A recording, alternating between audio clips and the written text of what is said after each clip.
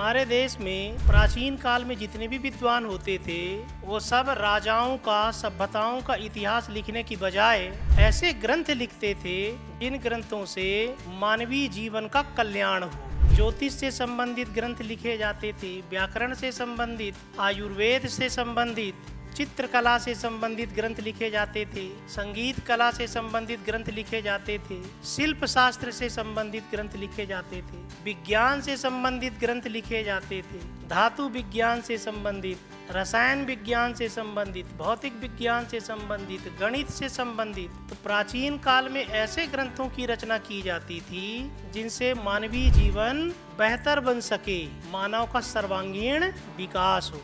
बाद में हमारे यहाँ इतिहास लेखन राजाओं का प्रारंभ हुआ। मध्यकाल में मुस्लिम विद्वान आए और वो जिन सुल्तानों के दरबार में रहते थे उन सुल्तानों के विषय में वो इतिहास लिखते थे। कैसे कैसे इन्होंने राजगद्दी प्राप्त की, कैसे कैसे इन्होंने अपने साम्राज्य का विस्तार किया, उनकी सारी उपलब्धियों को ये महिमा मंडित करते थे। क्योंकि उनके दरबार में रहते थे, उनकी रोटी खाते थे, तो उनकी तारीफ करना व्यवस्था थी। मध्यकाल में आप ये देखोगे कि भारत में ऐसा कोई भी महत्वपूर्ण ग्रंथ नहीं लिखा गया जो मानव कल्याण को ध्यान में रखते हुए लिखा गया हो। ना तो गणित से संबंधित कोई ग्रंथ लिखे गए, ना आयुर्वेद से संबंधित, न ज्योतिष से संबंधित, न व्याकरण से संबंधित, न शिल्प शास्त्र से संबंधित, न विज्ञान से संबंधित। हाँ, प्राचीन काल में जो इन विषयों पर ग्रंथ लिखे गए थे उन ग्रंथों का केवल फारसी में अनुवाद हुआ है। मध्यकाल में आप देखोगे तो गणित की पुस्तक लीलावती का फारसी में अनुवाद फैजी ने किया। पंचतंत्र जैसी नैतिक शिक्षा देने वाले ग्रंथों का अनुवाद अबुल फजल के द्वारा किया गया।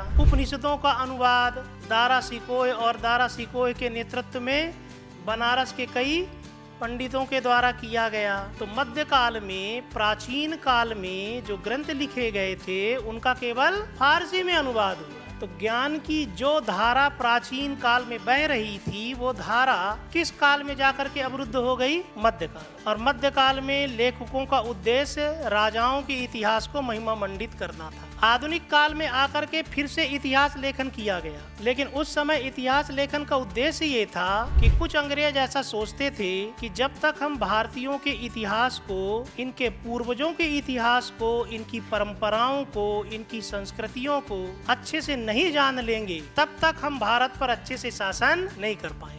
तो यदि हमें भारतीयों पर लंबे समय तक शासन करना है और इनका ज्यादा से ज्यादा शोषण करना है, इसके लिए जरूरी है कि हम इनके इतिहास को जानें, इनकी कमजोरियों को जानें, तभी तो हम शत्रुओं पर लंबे समय तक शासन कर पाएंगे। तो फिर आधुनिक काल में भारतीय इतिहास को जानने के लिए पहली बार कलकत्ता में एशियाटिक सोसाइटी ऑफ बंगाल की स्थापना की गई, जिसमें एक अंग्रेज अधिकारी सर विलियम जोन्स का बड़ा महत्वपूर्ण योगदान था। एशियाटिक सोसाइटी ऑफ बंगाल के अंतर्गत प्राचीन भारत के ग्रंथों का अंग्रेजी भाषा में अनुवाद हुआ। आप देखोगे भगवत गीता का अनुवाद हुआ, महाभारत का, रामायण का, उपनिषदों का, और तो और मनुस्मृति का भी, अ कोड ऑफ जेंटूस लॉ के नाम से। तो उद्देश्य क्या है अंग्रेजी विद्वानों का?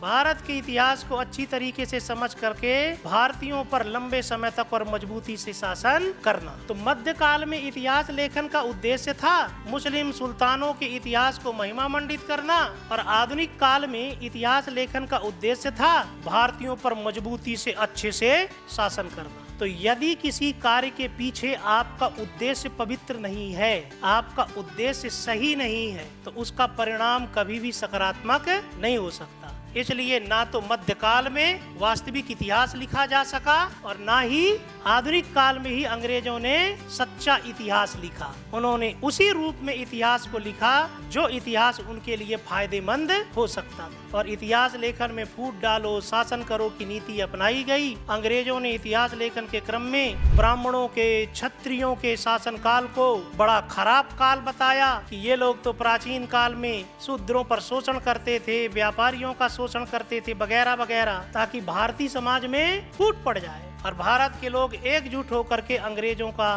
विरोध न कर सके। और उसमें वो सफल भी हुए। मेरा एक बड़े अच्छे भाव से प्रश्न है कि पूरे प्राचीन भारतीय इतिहास में शासन किया है विभिन्न जाति समुदाय के लोगों ने। आप देखोगे कि सबसे पहले मगध में हर्यक वंश के राजाओं ने शासन किया। हर्यक वंश के जो राजा थे वो क्षत्रिय थे। फिर नाग वंश के राजाओं ने या शिशु नाग वंश के राजाओं ने शासन किया जो ब्रात्य क्षत्रिय थे। ब्रात्य क्षत्रिय यानी अनार्य क्षत्रिय। और फिर नंद वंश के राजाओं ने शासन किया। आपने नाम सुना होगा महापदम नंद धनानंद। उनके विषय में माना जाता है कि वो शूद्र जाति के थे। फिर मौर्यों ने शासन किया। मौर्यों के विषय में पुराण और ब्राह्मण ग्रंथ ये मानते हैं कि मौर्य शूद्र थे। बौद्ध और जैन ग्रंथ कहते हैं कि वो क्षत्रिय थे। तो ज्यादातर इतिहासकार अभी भी ये मानते हैं कि मौर्य सामान्य कुल के ही थे, उच्च कुल या उच्च जाति के नहीं थे। आगे फिर भारत में विदेशियों ने शासन किया। यवनों ने शासन किया, ईरान से आने वाले पार्थियनों ने शासन किया, चीन से आने वाले कुषाणों ने शासन किया, मध्य एशिया से आने वाले शकों ने शासन किया। मौर्योत्तर काल में ही कुछ ब्राह्मणों ने भी शासन किया। शुंग वंश के राजाओं ने शासन किया, सातवाहन वंश के राजाओं ने शासन किया, फिर गुप्तों ने शासन किया। ज्यादातर विद्वान मानते हैं कि गुप्त वैश्य थे। फिर हर्षवर्धन का शासन आया। हर्षवर्धन के विषय में माना जाता है कि वो भी वैश्य था। तो आप क्या देखते हो कि पूरे प्राचीन भारतीय इतिहास में हमारे देश में शासन किया है क्षत्रियों ने, ब्राह्मणों ने, शूद्रों ने और वैश्यों ने। और आप कहते हो कि इस देश के लोगों का शोषण किया है ब्राह्मणों ने। अरे तो जब राजा शूद्र था या राजा जब वैश्य था या फिर राजा जब क्षत्रिय था तो ब्राह्मण कैसे शोषण कर सकते थे? तो देश में समरसता अच्छी थी, देश में समन्वय अच्छा था। ये तो आगे चल करके ब्रिटिश इतिहासकारों ने हमारे देश की आबो हवा को बिगाड़ने के लिए लिखा है कि हमारे देश में हमेशा उच्च जाति के द्वारा निम्न जाति का शोषण किया गया। और यदि ये शोषण की प्रवृत्ति आई थी तो ये पूर्व मध्यकाल में विकसित हुई है। पूर्व मध्यकाल में राजा भी निरंकुश नहीं होते थे, राजपूत राजा, लेकिन राजपूत राजाओं के अधीन जो सामंत होते थे वो सामंत अपनी प्रजा का शोषण करते थे, प्रजा से बेगारी करवाते थे, उनके साथ छुआछूत का बर्ताव करते थे, उन पर तरह तरह के अत्याचार करते थे। तो प्राचीन भारतीय इतिहास में यदि हमें समाज में अत्याचार और ऐसी कुछ कुरीतियां दिखाई देती हैं तो वो पूर्व मध्यकाल में ज्यादा विकसित हुई। तो ऐसा कभी भी मत समझना कि हमारे देश का इतिहास अंधकारमय इतिहास था, शोषण वाला इतिहास था, अत्याचार से परिपूर्ण इतिहास था। नहीं, हमारे देश का इतिहास बड़ा अच्छा इतिहास था। हमारा देश स्वर्ग भूमि माना जाता था। चीन के ग्रंथों में हमारे देश को तियनझू कहा गया है। तियनझू यानी पवित्र भूमि, स्वर्ग भूमि। तो विदेशी हमारे देश को पवित्र भूमि, स्वर्ग भूमि मानते थे। और आधुनिक काल में जो इतिहास लेखन हुआ जिसमें ऐसा लिखा गया कि उच्च वर्ण के लोगों ने निम्न वर्ण का शोषण किया, उसके आधार पर हम ये कहने लगे कि प्राचीन भारत का हमारा इतिहास अत्याचार से भरा हुआ इतिहास था। उच्च जाति के लोगों के द्वारा निम्न जाति के लोगों का शोषण किया जाता था, जबकि ऐसा था नहीं। और था भी तो उस अनुपात में नहीं था जिस अनुपात में हम ऐसा सोचते हैं।